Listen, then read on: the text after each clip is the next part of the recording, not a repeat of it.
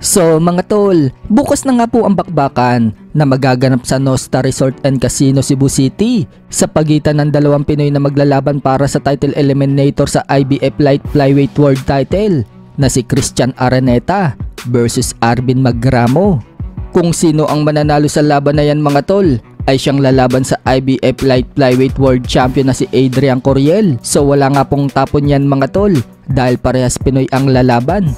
Kung sino ang mananalo sa dalawa, Pinoy pa rin ang lalaban sa world title. Sa weigh-in nga po na naganap kanina, parehas silang tumimbang ng 107.8 pounds. Habang mapapalaban din po sa card na yan, ang rematch sa pagitan ni Froilan Saludar versus Japanese Keta Kurihara. Gusto nga po makabawi ng Hapon sa Pinoy sapagkat noong nakaraang laban nila, 3 beses pinabagsak ni Saludar ang Hapon sa round 1. Doon mismo sa balwarte ng Hapon sa bansang Japan. Undercard nga po sila noon sa laban ng Casimero versus Ogoni. Sa weigh-in, parehas nga din po tumimbang ang dalawang boksingero ng 118.1 pounds. Speaking of Casimero mga tol, alam na nga po ng karamihan na pupunta po si Casimero sa laban na yan bukas upang suportahan ng mga boksingero. Dahil mismong promoter ni Casimero na si Masayuki Ito ang isa sa promotion na nagsagawa sa laban na yan.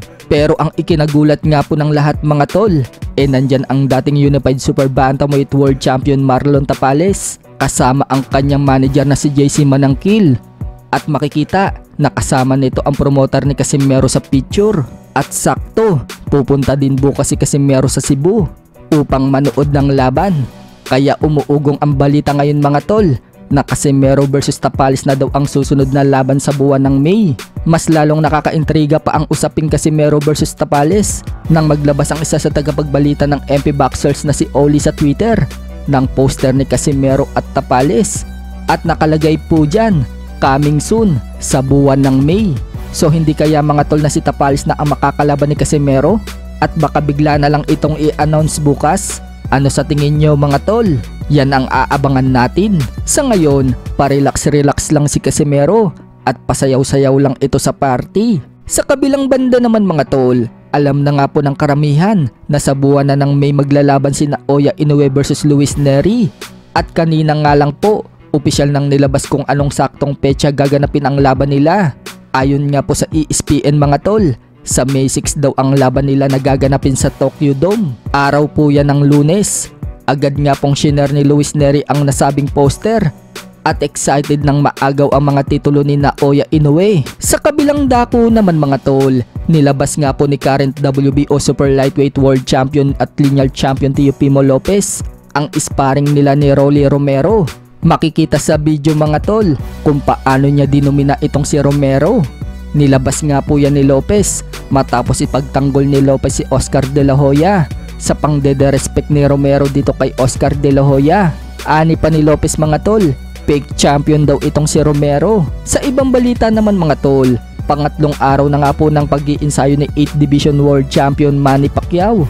Makikita sa video mga tol na sobrang bigat pa rin ang suntok ng nag-iisang pambansang kamao. Bagsak pa nga lang ng kaliwa. Nasasaktan na ang coach na si Peñalosa. Paghahanda nga po yan ni Manny Pacquiao mga tol sa paparating niyang laban sa April 20 kontra kay Muay Thai legend Buakaw Banchamek ng Thailand para sa exhibition match.